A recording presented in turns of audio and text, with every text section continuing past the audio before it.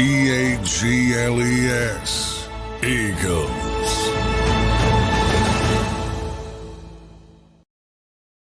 Eagles fans, welcome back to Football 24/7 with your guy, Tone DeShields II, and I'm joined by the man, the myth, the legend, our Eagles insider here on JAKIB Sports, John McMullen, one of the best writers, one of the best guys out there covering your Philadelphia Eagles. He's always going to give you his objective take, nothing more, nothing less, okay? Make sure you guys continue to stay locked in on the content, smash that like button. If you guys continue to want more from John, you guys know what to do. Check him out on JAKIBsports.com and also check him out on SI.com, otherwise known as SportsIllustrated.com. And also check him out on Birds 365 with him and Jody Mack. You guys know we got to take care of some housekeeping before we get too deep into the content. Like I said, check out Birds 365, John McMullen, and Jody Mack. Check out Sports Take with Derek Gunn and Rob Ellis, the National Football Show with Dan Cilio at 3 p.m. Eastern time. Also, check out and make sure you're locked in on that pre, post, and halftime show featuring John McMullen, featuring Seth Joyner, Mike Missinelli, Mark Farzetta, Derek Gunn, Kayla Santiago, Bill Colarulo. We have a full plethora of content waiting in the wings for you guys. Also, make sure you guys lock in on the Philly Godfathers content on JAKIB Sports right now, the sports gambling show, the sports betting show covering college football and the NFL. And also check out This Week in Pro Football with Pat Callahan weekly. Now, you guys, you know, we obviously that was have, a lot. That was it was. it was. You know, it's so funny. A lot of that stuff just rolls around in my head on a daily basis. But I have a question for you, John. Right, like we talked about, in lieu of the Tampa Bay Buccaneers, or in lieu of the Eagles having to go to Tampa Bay to face the Buccaneers, rather, I gotta ask you before we get too deep into the content. What's your least favorite and your favorite cities to go to when it comes to covering the National Football League? What's your favorite city and your least favorite city? New Orleans is number one. Okay. Any reasons why? Wide margin, as you can guess. I mean, it's pretty cool down there. And I think all Super Bowls should be in New Orleans.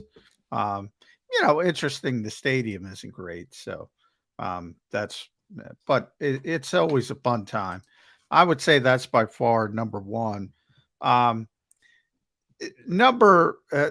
secondary one, Tampa's one. Miami's one. Anytime you get to go to Florida, it's good. And the reason I don't put California in that category, the trip is too long. So Seattle as well. So, that's a pain in the you-know-what.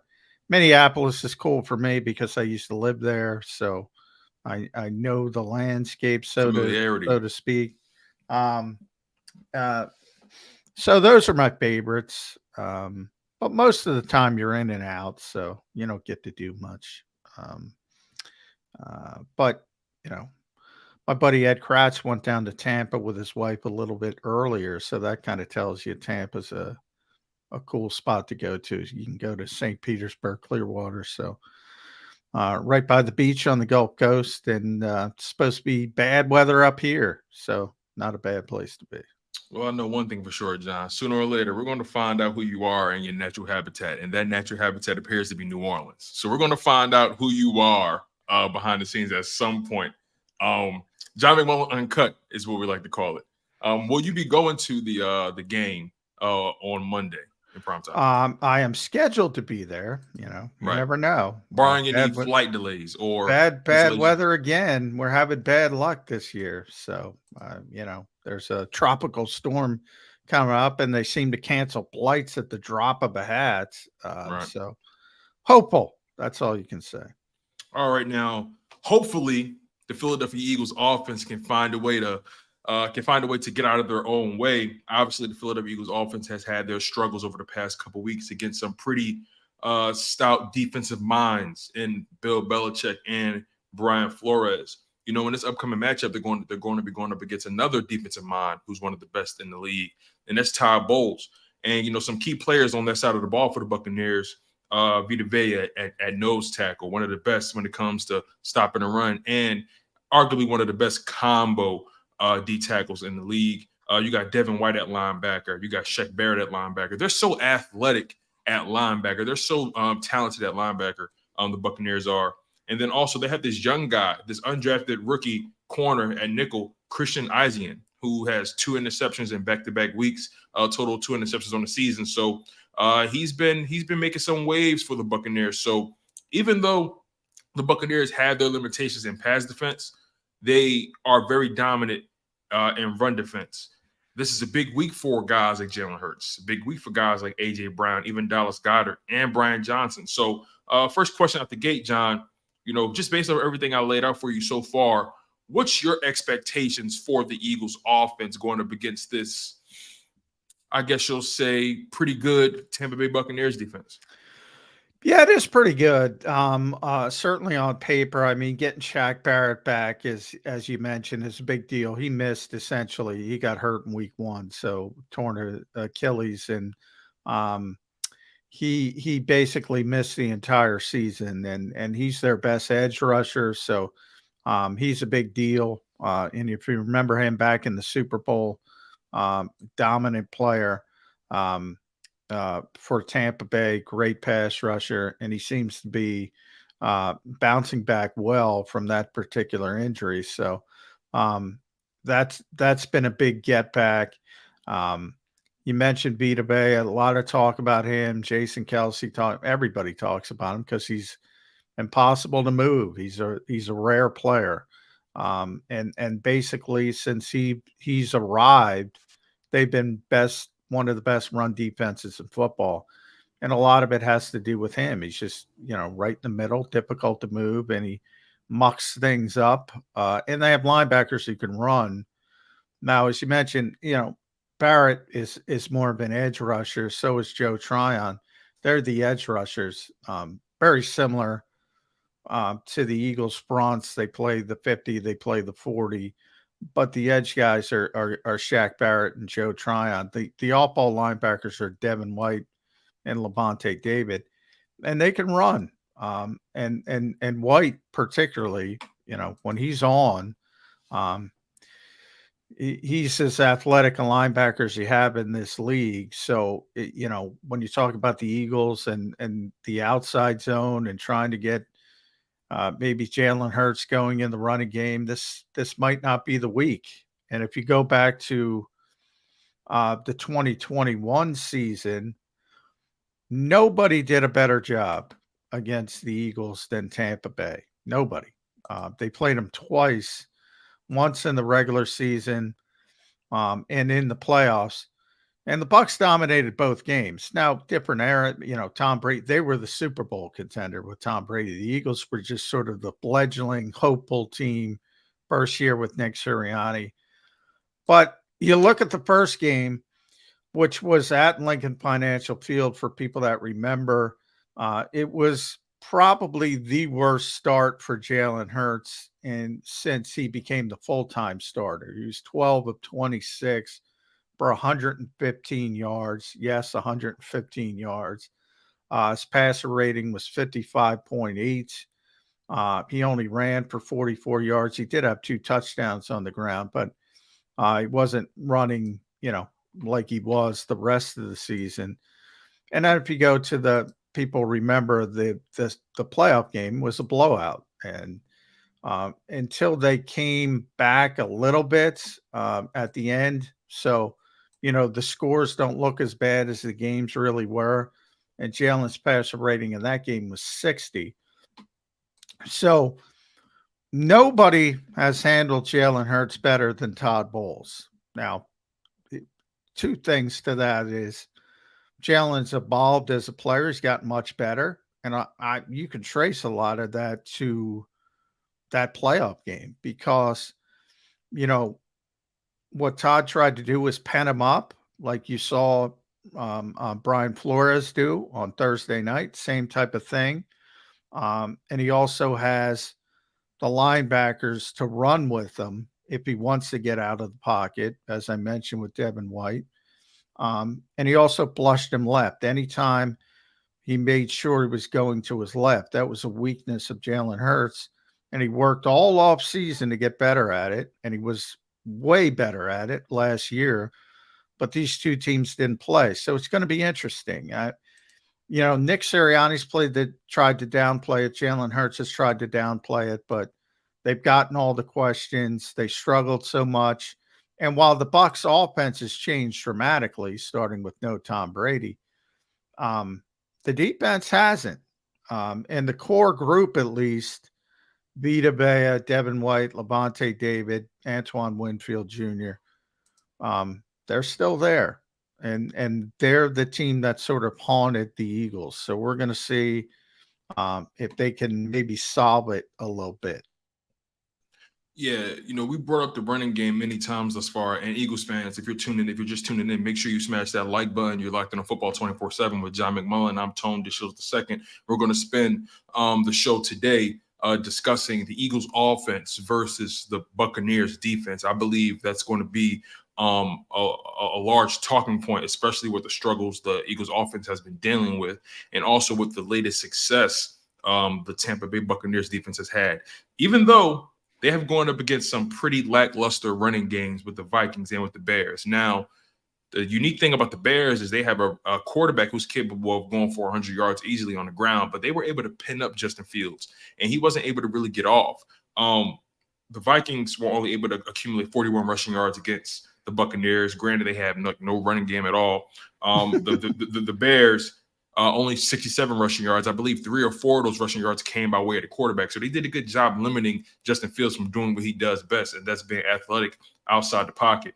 But still, we know the Eagles have struggled in the air as of late, and they were able to get things going on the ground last week. That's clearly not going to be the case this week, like we talked about. I don't think the Eagles are going to rush for 200 rushing yards on the Tampa Bay Buccaneers. I don't see that happening. But I do think they need to establish some level of a running game in order for them to open up the pass game, in order for them to have some kind of success. Do you believe the Eagles are capable of establishing some level of a running game? I'm not talking about 175 from DeAndre Swift or 250 as a team, but do you think they can somehow accumulate between 100 to 150 rushing yards, even with the way they're bottling up running backs and bottling up mobile quarterbacks?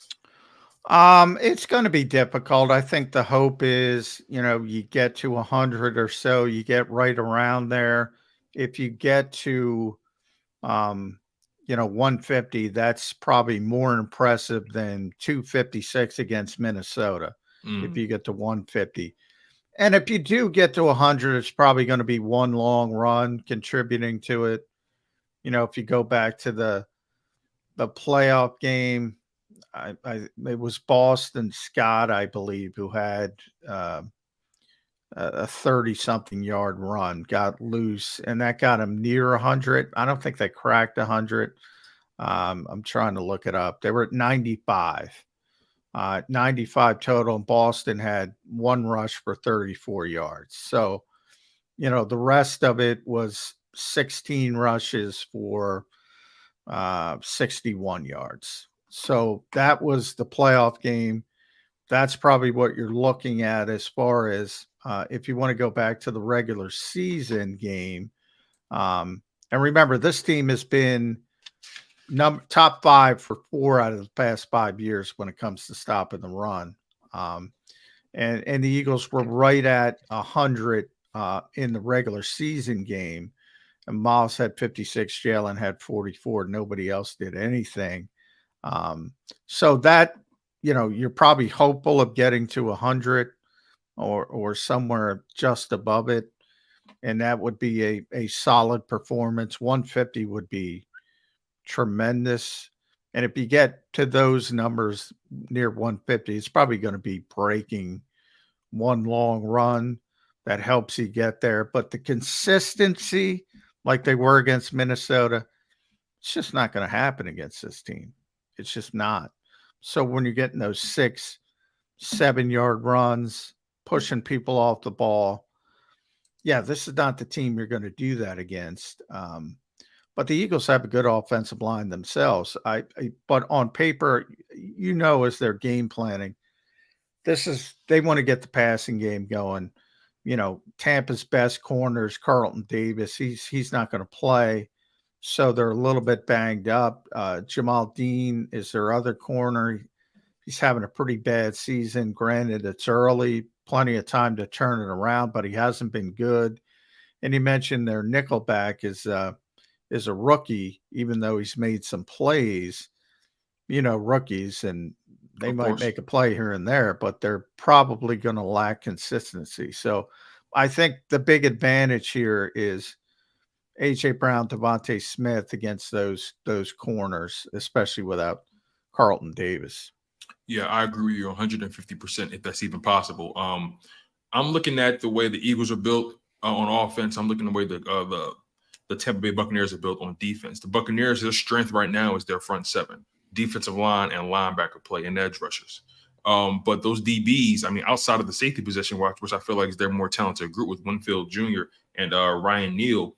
When it comes to those cornerbacks, I mean, there's not really much to write home about. There's some stats I want to throw by you that may give the Eagles some level of breathing room and gives Eagles fans some optimism when it comes to the Jalen Hurts AJ Brown relationship, right? We know AJ Brown's going to get his numbers at some point, but this may be the week to do so, and I'm gonna tell you why, John. And I want your opinion on this. 2 weeks in a row, the Buccaneers defense has surrendered over 100 yards receiving to the opponent's top receiver. Justin Jefferson, 9 receptions, 150 yards. DJ Moore from the Bears, 6 receptions, 104 yards. Granted, neither of those guys had a touchdown, but the passing game was still was able to get activated against those defensive backs. I say that to say the Bucs, they can be had in the passing game, but do you think the Eagles can take advantage despite the struggles they've had with getting it off the ground? They got to get it going at some point, and I think they want to get it going against this team because there is this narrative that they struggle with Todd Bowles, and maybe they do. And if that's the case, and you're going to have another sort of clunky game offensively, that's obviously not going to go over well. But I think people are realistic in the NovaCare complex and understand what I just explained, that this team is very difficult to run against. It's the first thing they lead in their press notes about their run defense, and it's been this way for 5 years. It's not new. Like the Eagles have had a tremendous run defense in the first 2 games against New England and Minnesota. Tampa Bay's had a tremendous run defense in the first 2 games as well. They're number 2. The Eagles are number 1. But they've been doing it for 5 years. This is not an anomaly. This is not a small sample size for them. They've been doing it for a long time. The Eagles have probably taken advantage of some poor running games, and I don't expect them to be number 1 against the run the entire season. If you ask me who's going to be number 1 against the run, I'm probably going to bet on the Bucs because they usually are. If Vita stays healthy. Another aspect of this game that I think is going to really tell a lot about both of these teams really is how they participate on first and especially third down. The Eagles have struggled on first down as of late, and they struggled even mightier on third down. But the Buccaneers, their defense hasn't been the toughest on third down as well. The Eagles are only 37% right now on third down conversions from an offense perspective, and from a defensive perspective, the Bucs are about 44% in stopping the opponent from converting third downs. Granted, it's only been 2 games, so there's not really much of a sample size, but still, the Eagles noticeably have struggled on third down and they've struggled on first down. Their claim to fame last year was being so successful on first down, hardly being put in any third and long situations. They won first down quite often last season, and they were really they were really formidable in the short game as well. 3rd and 2, 3rd and 1, 4th and 1, 4th and 2. They really dominated that area. Speak on the importance of the Philadelphia Eagles turning around their fortune on first and third down when it comes to this Buccaneers team, who is very opportunistic. Well, I mean, everything is about situational football with the Eagles. So third down is obviously, the most important down in football. And, when you think about it, how do you convert third downs? Well, you want third and short. You don't want third and long unless you're the 49ers playing the New York Giants and you can convert third and 15s on bubble screens. You typically can't do that kind of stuff against good opposition. So, you got to stay on schedule, as coaches like to say it. And maybe that's where you want to grind out, some of that running game that we talked about and get near 100 yards. Nobody's saying you can forget about the running game, but, I think you can forget about 256. What you want to do is stay ahead of the sticks, obviously. And if you got third and threes and third and fours, it makes it a lot easier than if you let Shaq Barrett and Joe Tryon, pin their ears back on third and longs. Same as the Eagles, in a lot of ways, they mirror each other defensively because they're both, have great front sevens and maybe some question marks on the back end. Typically, the Eagles have great corners with Slay and Bradbury. The Bucs have two great. They have one safety in Winfield, in one corner in Davis, but Davis is going to be hurt. So they kind of mirror each other defensively. And both teams you don't want to get in third and long situations. So the more effective you are on early downs, the easier it's going to make it for you. Another thing that's made this Buccaneers team dangerous right now is their ability to get to the quarterback. They've gone up against a statue in Kirk Cousins, and they've gone up against the other side of the spectrum with Justin Fields, a guy that's extremely mobile, right? Kirk Cousins is obviously a better passer than Justin Fields. Kirk Cousins sees the field. Justin Fields just does not see the field. But that's besides the point. My main point is the Bucs have accumulated 8 sacks through 2 games on Cousins and Fields. Granted, both of those teams have very, very suspect offensive lines. But the Eagles' offensive line hasn't really been as great as we would expect them to be in pass pro because they've given up 7 sacks through 2 games. Now, we've talked about this, John. It's I'm not going to just the offensive disagree. line. Yeah, It's I'm the going to running backs. disagree. A lot of that with the Eagles is, a lot of people don't realize, it's not always on the offensive line when there's a sack. I hear you. Sometimes you have an unaccounted for rusher and the quarterback's got to get the football out. Sometimes there's a sight adjustment or you have a hot route. And Nick mentioned this earlier this week, on one occasion, didn't want to out the player. On one occasion, somebody ran the wrong route and it resulted in a sack because he wasn't where he's supposed to be. So, you can look at a number on a piece of paper and say, oh, they've given up too many sacks. But, right. And generally, you talked about Fields as well. Generally, when you have mobile quarterbacks, They hold the ball longer. Yeah, they hold the ball longer. They're trying to extend the play. And it's counterintuitive to a lot of fans, but they take more sacks than the Kirk Cousins of the world. Kirk probably holds it a little bit too long himself. He gets strip sacks occasionally, but overall, guys who Mac Jones in week 1, he's getting it out in 2.3 seconds. So he wasn't taking sacks. Tom Brady, obviously in his heyday, Peyton Manning, those guys would get the football out on time. And they were very, very difficult to sack. So, it's not always on the offensive line. And I think this offensive line has been pretty dominant as usual, overall. And I think it's ironic because I'm looking at it right now. Mailata, if you want to go to the Pro Football Focus rankings, Mailata's been the best player on the Eagles through 2 games. He was tremendous against Minnesota. Now his run blocking is better than his pass blocking. But Lane has been a better pass blocker than a run blocker. Landon is basically, 50-50, same. Kelsey's been a better pass blocker, and Cam Jurgens has been a better pass blocker than a run blocker. Okay, so let's. I'm glad you set the table for that because, all right, let's take the onus off of the offensive line at this point then. Just based off everything you said, the pass pro has technically been better than the run pro, just based off of the PFF metrics, right?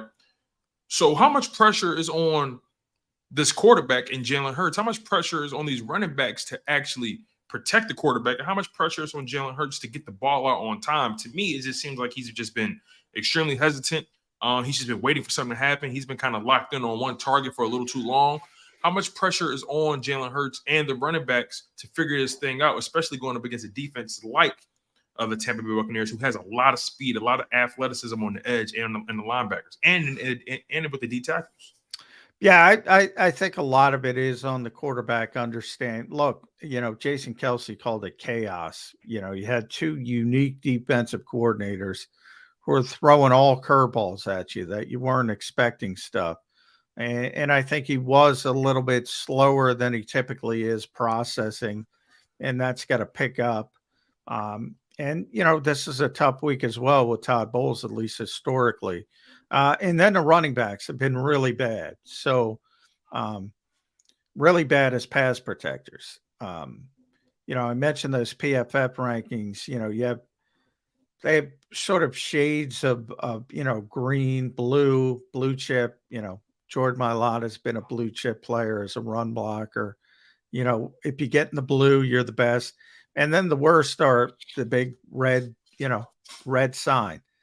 Well, the Eagles only have 4 individual red marks on offense. They're all in pass protection. DeAndre Swift, Kenny Gainwell, Rashad Penny, and Jack Stoll. Those are your 4 red lights, so to speak, who have been very poor at that aspect. So you're having these teams that blitz. And the case of Flores is very unique, very chaotic, and they're taking advantage of those running backs and tight ends. They're not taking advantage of the offensive linemen by and large. All right, so this begs the question: how effective are the Philadelphia Eagles coaches when it comes to self-scouting? This isn't the first time I've heard someone say that the players have said, "Oh, yeah, they're throwing things at us that we didn't expect or we didn't see." AJ Brown said it. Jason Kelsey said it. He said it's chaos, right? Typically, my expectation is I expect coaches and coordinators to do more self-scouting than anything, because you want to know where the leaks are in your offense or on your defense, right? But again, we're staying on the offensive side when it comes to Philadelphia Eagles. We talked about how this coaching staff has struggled to develop the hot reads and, side adjustments, for the quarterback. The quarterback has struggled with the blitz historically. He's technically gotten better, but he's still struggled because of the different packages and the different concepts that the offense is seeing from guys like Bill Belichick and Brian Flores. And now you got Todd Bowles with a more talented defense than the defenses they played before. How much of the onus is on this coaching staff to be better at simply just self-scouting? Because help me understand, John. I don't understand how you have so much time to prepare for 2 opponents and you pretty much know what they get into in terms of coaching, yet you're still struggling to anticipate what the opponent has planned for you. I mean, well, that's the uniqueness of Bill and Brian. I mean, you don't know what they're going to do. You know what other people are going to do, but the Eagles have had the unfortunate they were able to win the game. I mentioned this before the season started. I think it's great to get those defensive coordinators out of the way because they're going to test you with stuff you haven't seen before, and unscouted looks. I was talking to a Eagles personnel guy. Minnesota. Now, Wink Martindale's going to, I guess he got pissed off because he blitzed 87% of the time yesterday. Jeez. So he's gonna take the lead in week 3. But right. Minnesota is number 1 through 2 weeks, number 1 in blitz rate. They blitz more than anybody else. They're also number 1 in dropping 8 men into coverage. You don't know what the hell they're going to do. That's unheard of. Now, it's only 2 weeks. It's not, as I said, it's not going to continue for the whole year. But, I mean, one time he's bringing a house. The next play he's dropping 8 in the coverage. You can imagine what that does. And that's what Jason was saying. It was very chaotic. But I get the Eagles coaching staff credit because what they do, they said, all right, you're going to play these light boxes. And I saw Greg Cosell say this, and I thought I was the only one. I get Brian Johnson a big check mark saying, you check that box, man. He said, you're going to let us run the ball? He shipped it in the second quarter. All right, I'll just run it down your throat. And they never came out of it. And the Eagles, basically ran inside zone to the finish line and won the football game. That to me is a positive from the coaching staff. I agree with you, by the way. I mean, again, being able to respond to the adversity and just being able to read the game, I think that's a positive sign for the coaching staff. Yeah. I agree. And, typically teams will use 3 or 4 for each team. Minnesota used 7 different personnel groupings. So that's what Jason was talking about when he said chaos.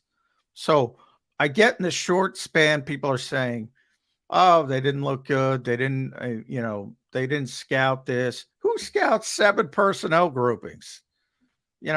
Nobody does that. So I compared it to Navy. We had Paul Domowitz on this morning, and I remember talking to Charlie Weiss back in the day, and he coached at Notre Dame for a while, for people who remember. And Notre Dame plays Navy every year, and he couldn't stand it because they run the triple option, and you can't prepare for it because nobody else runs the triple option.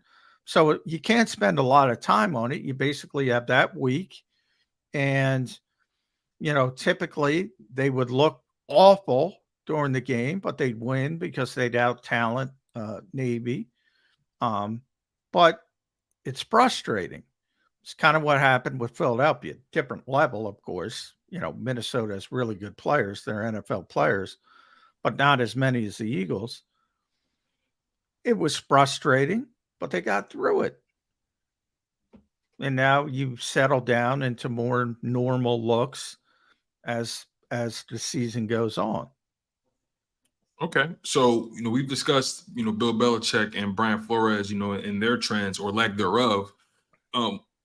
What have you seen? And I know leading up to the games, you do your own personal, I guess, scouting, for your own writing purposes, right? Based on the opponent, injury reports, things of that nature, trends. What trends from the Buccaneers have you read into or have you noticed over the past couple of weeks that the Philadelphia Eagles can potentially take advantage of in the passing game? Well, just the corners. I mean, Jamal Dean has been a good player in the past. For whatever reason, he's had a bad start. And you want to take but we've seen the scheme elevate players, right? So is this a situation where Todd Bowles' scheme, because remember Todd Bowles has a great track record against Jalen Hurts. Is this a situation, even though they struggled at the cornerback position from a talent perspective and with health, is this a situation where the trend of Jalen Hurts struggling against Todd Bowles, can that rear its head because of Todd Bowles' ability to elevate his scheme against a guy like Jalen Hurts, despite the lack of talent? It could, and I think, and that's one thing. Sometimes it's not even the scheme. Sometimes it's just a mental block. I haven't had success against this team and this coach, and you want to get over that hump. But like I said, for me, Tampa Bay mirrors the Eagles in a lot of ways. They have a really good set front seven that's got to make up for some of their weaknesses on the back end. That's how they have to play. I think that's how they do play, and that's going to be the issue because, if you can protect Jalen Hurts and keep him clean and keep him comfortable, yeah, I think AJ Brown and Devontae Smith are going to be open against against these cornerbacks. Now, we haven't talked about the injury report. It looks like Quez Watkins is the one guy who might miss the game. And the Eagles aren't terribly deep to begin with, so you might see a little bit more Olamide Zaccheaus. But certainly to me, you have to get A.J. Brown. This is an A.J. Brown and Devontae Smith game. And they want to get the passing game going. So I think it plays into not only what the Eagles want to do, but what they should do. Sometimes that conflicts. They should try to throw the ball against this team. Final question, John, before we get out of here, man. The old narrative has reared its ugly head again about Jalen Hurts not being able to read defenses. Granted, it's only been 2 games, and I don't really subscribe to the notion that he can't necessarily read defenses. I just think he's trying to work within the confines of what's required of him in the Eagles offense, with that RPO system.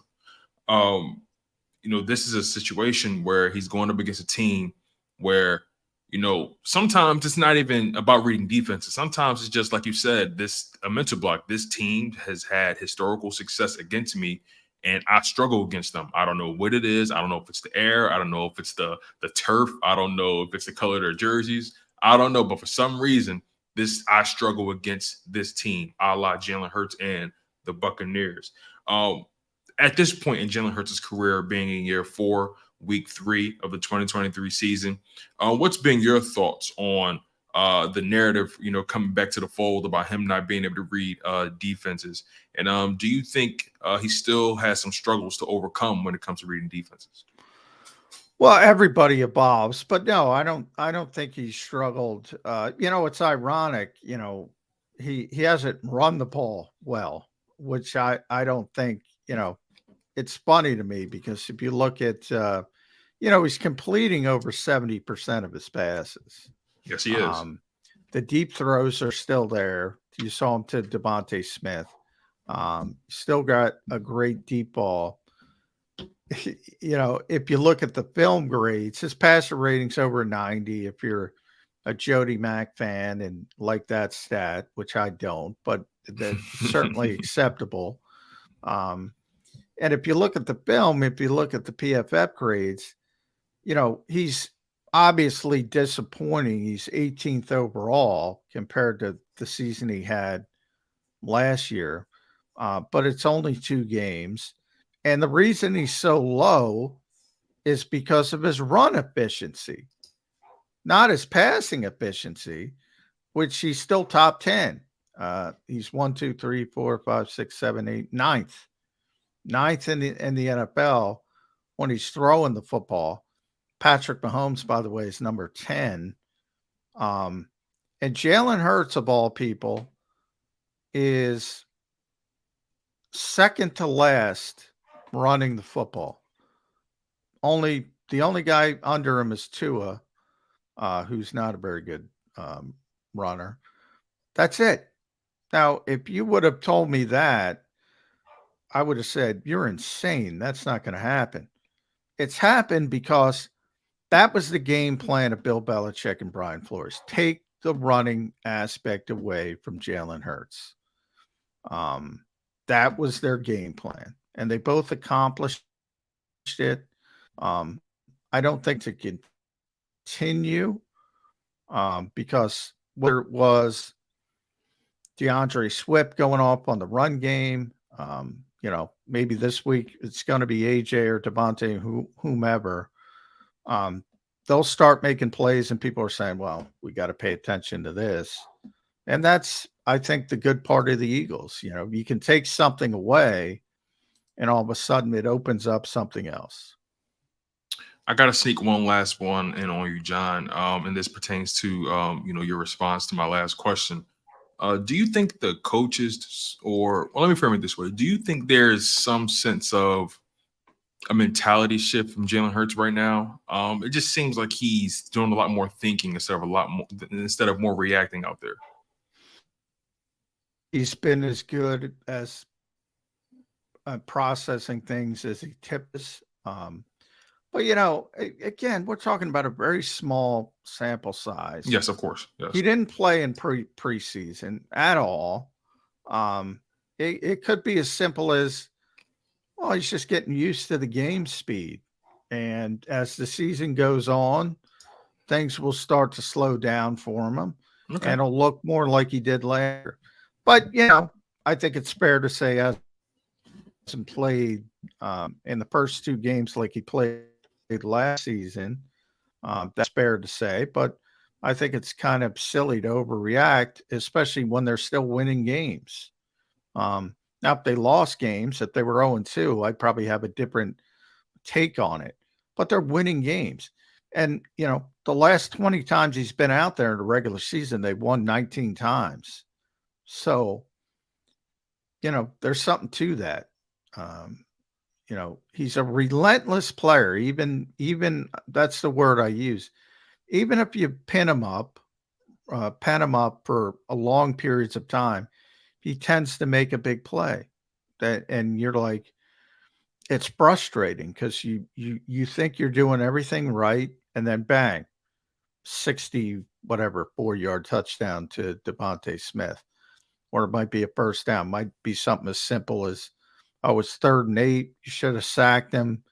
He sneaks out. He gets first down, extends a drive. He's a relentless player on defenses, and it tends to take its toll over the course of 60 minutes. It might not always look good, but the results are the results, and they don't lose a lot of games when he's out there. There you have it, Eagles fans. You guys heard it from the horse's mouth, John McMullen. Make sure you guys smash that like button and continue to stay engaged in the content. We appreciate all the love and support that you guys provide. We appreciate the love. We appreciate the hate. And as long as you congratulate, it doesn't even matter what happens after that. Again, make sure you guys stay locked in on football 24/7. Lock in with John McMullen on SI.com and JAKIBsports.com as well. Also, check them out on Birds 365 at 8 a.m. Eastern Time with Jody Mack. Also, check out Derek Gunn and Rob Ellis on Sports Take at 12 p.m. Eastern Time, the National Football Show with Dan Cilio at 3 p.m. Eastern Time. And every game day, pre, post, and halftime, make sure you check out John McMullen, Seth Joyner, Mike Missinelli, Derek Gunn, Mark Forzetta, Kayla Santiago, Bill Colarulo. Check those people out on the JAKIB Sports pre, post, and halftime show. They do an amazing job covering your Philadelphia Eagles. Make sure you guys stay locked in. Check out Pat Callahan on This Week in Pro Football. Check out the Bill Colarulo podcast as well, and also check out the Philly Godfather show where he gives you guys all the best sports betting advice right here in terms of the National Football League and college football. John, man, I appreciate you as always for giving your input and providing your insight. Any final words, anything you want to announce before we get out of here? I want to announce I'm tired and I'm going to go to bed early tonight. Yeah, that's about it. So. Oh, man, John. Now, is that an overreaction to your hard day or no? It's an overreaction to my dog getting me up at 5 o'clock every day. Hey, I'll take it. On that note, you guys smash that like button. Make sure you guys are subscribed to the JAKIB Sports YouTube channel. You guys were locked in on football 24/7 with John McMullen. I'm your guy, Tone DeShields II. Take care, you guys, and we'll see you next time.